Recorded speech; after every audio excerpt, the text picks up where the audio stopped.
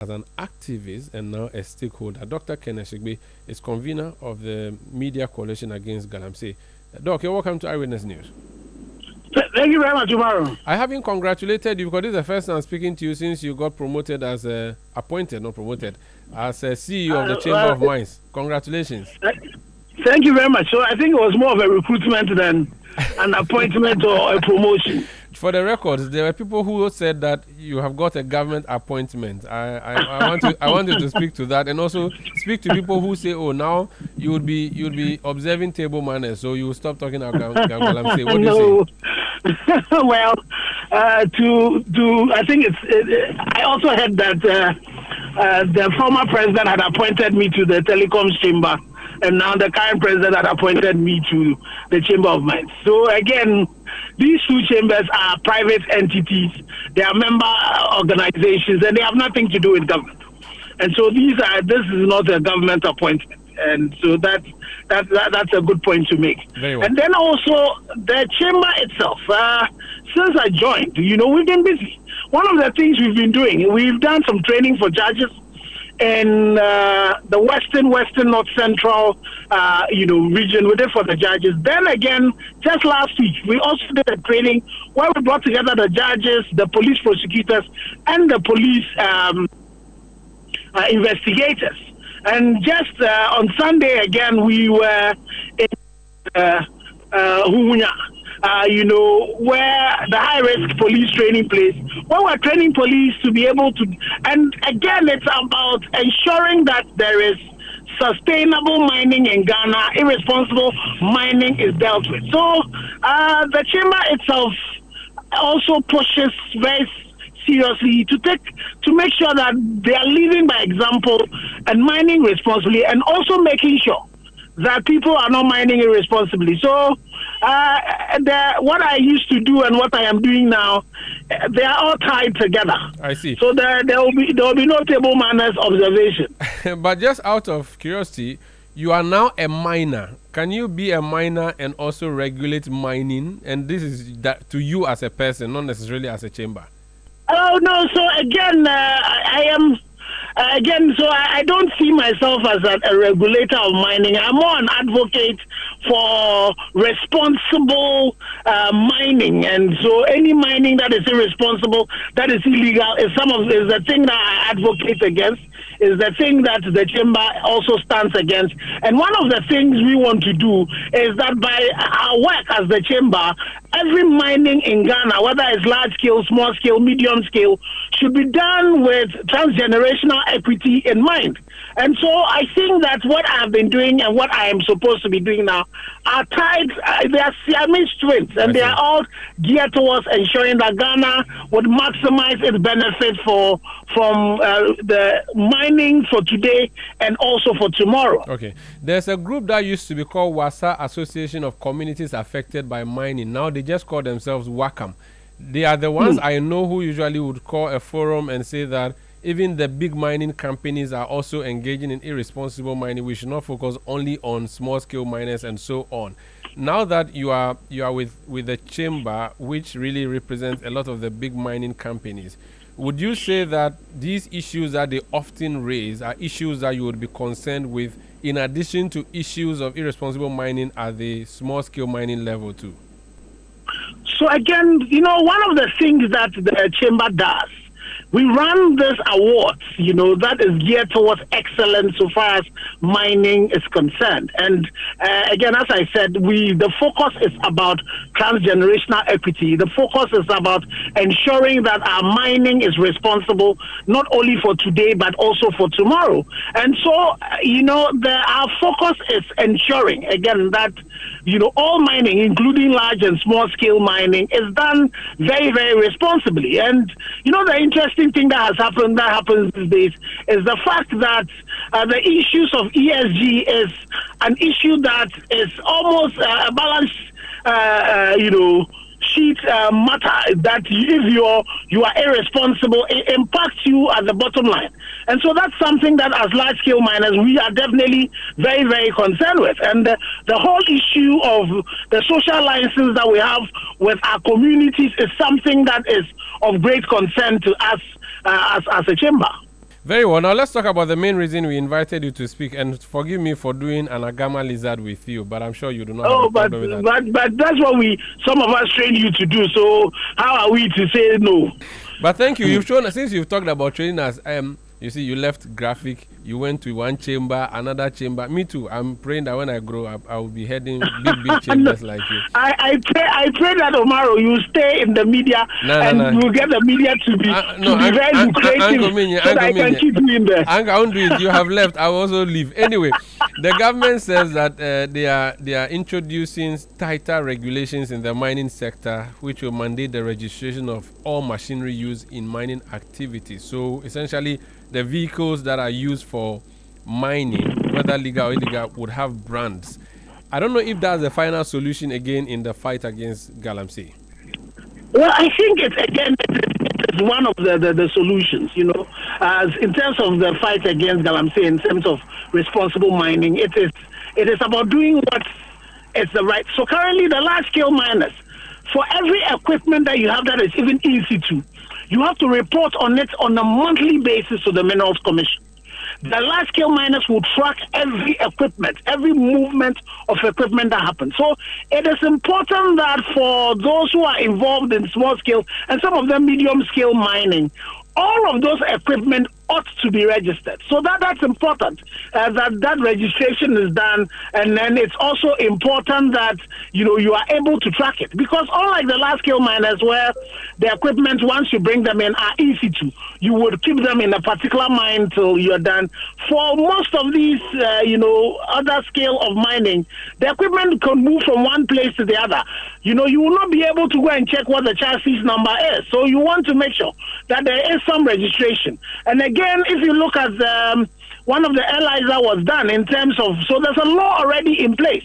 And also beyond even just the registration by the DVLA, if you look at what the Minerals Commission has put in place in terms of being able to track this equipment, it's important that, that tracking is done extensively. And we would encourage the Minerals Commission working together with DVLA and all of that, with the support of the ministry, which we know, meeting the minister had talked about his commitment to this. We need to scale up that. So not only are these equipment registered, but they are tracked like the same way the large-scale miners would also track it. To the extent that what Minerals Commission has done, you can actually geofence and these equipment. So if an excavator is supposed to go to a concession in a particular place, you geofence it. If you have to move it from that place, you have to go back to the Minerals Commission, and then they would have to reassign it. And so I think that is really important to be done. To the extent that even for the tracking that Minerals Commission would do, they would emboss a QR code on top of these excavators, so that whether they are doing a drone which is AI powered, you are actually able to identify, so it's not just the tracking that you're doing, by connectivity, but also drones go around, and then when they pick your number, they know where you're supposed to be. So if you're not there, then, they can deal with it. So I think that it is really one of the important things to do. Excavators have become the weapons of mass destruction, and so it is important that we are able to contain them and treat them the same way that the large-scale miners have forever been treating these mining equipment.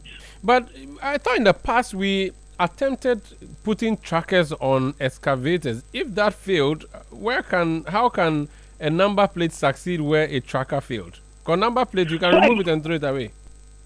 That's very true. And so that's why, again, the tracking did not fail. The only thing is that we ended it at a pilot phase. So it was a very successful pilot that was done between the Minerals Commission and UMAT. Very good thing that was done. The unfortunate thing is that it was not expanded. So beyond just the issue of the license plates are passive, so for me, that's not your biggest thing to do. It is integrating that with what the Minerals Commission would do, and so that you need an active way of actually tracking it. So beyond the license plate, you also want to make sure that is tracked. So both of them will have to go hand in hand. And that's why I'm happy that if you look at the system that the Minerals Commission has put in, there's a component and there's a part that DVLA plays, there's also a part that even the security forces would have to play, so that they also are able to see if somebody, because as you mentioned, removing the number plates and changing them and putting another one at a particular place would be an easy thing that people would do. But if you also have the tracking system, people can try to immobilize them, remove that. But immediately you do that, because of the way it monitors the equipment, it will be able to tell the last place that it saw that excavator, be able to get the police to immediately go in there. But again, as these excavators are moving across, on low beds moving across, because of the numbering and because the police also will have access to the Mineral Commission's, system, they actually will be able to tell if the number that you are passing with is a fake one or if it's a correct one and all of that. So what DVLA wants to do, if it was only that's going to do, that would not have been an effective one. But if they combine that with what the Minerals Commission has put in place, then you would have a successful thing going. Finally, those of us in the anti-Galamsey space are being accused of being lenient with the Mahama government. When Akufo-Addo was about to end his tenure, we demanded a state of emergency in mining so that we put a moratorium on all mining until we sanitize the space. In fact, organized labor even threatened to embark on a strike over that matter. Now, nobody's talking about a state of emergency. Is it the case that things have been restored, or there's still a need for a state of emergency in the mining space? Well, the Ghana coalition against Galamsey has still been talking about a state of emergency. We met up with the Minister of Lands and Natural Resources when we had written to the President asking for the state of emergency. And when we met, it was one of the things we put, because we believe that on the water bodies, in the forest reserves, the places where you have Abriwa Ninkrai, Jerusalem, places you are hacking down Forestry Commission places, those particular places, the state of emergency is still important. So there are some issues that we have asked of the President through the Minister for Lands and Natural Resources. Just today, I was following up with the Chief Director, and we know that there's a report that is being done to the President, and we're hoping that the engagement would continue with the President, because it is important that for us as a country, we deal with the issue of the sustainability of our mining sector.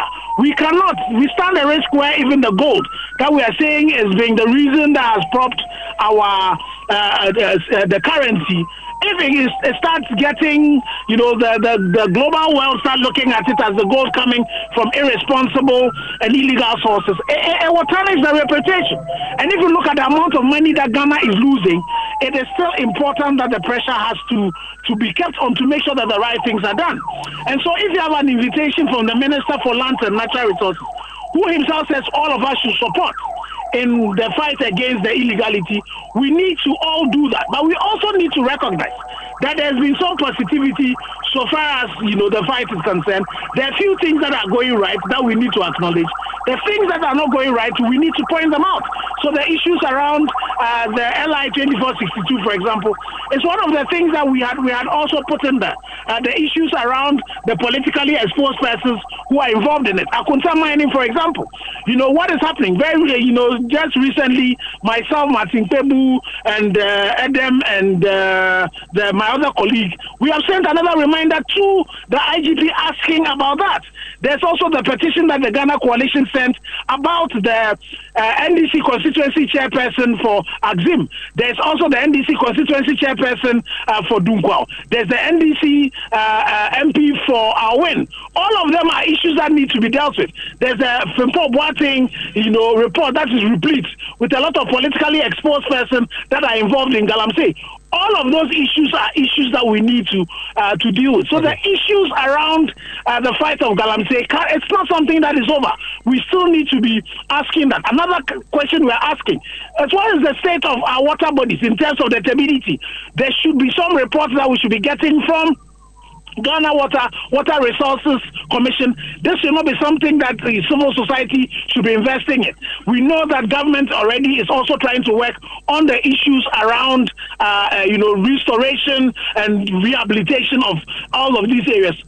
when we met with the minister, one of the things we were pushing is that government should put a lot of resources in there to be able to support, in this particular endeavor, well. And so currently, if you have the situation where gold board, the amount of gold that is coming in from the small scale sector is now even overtaking what the small scale sector is doing, then we need to make sure that the issues around the responsibility, the issues about restoration, the issues around making sure that the gold board is only buying gold that is not tainted, all of those are issues that are important that we need to deal with. Today, the Ghana Coalition have been looking at all of these issues. So it's not something that we've left. The only thing is that we'll call on all of us. We need to come together, support the government where it's going right. Where it's not going right, we need to point it out so that will be fixed. Thank you so much for speaking to us, sir. Thank you. That's Engineer Dr.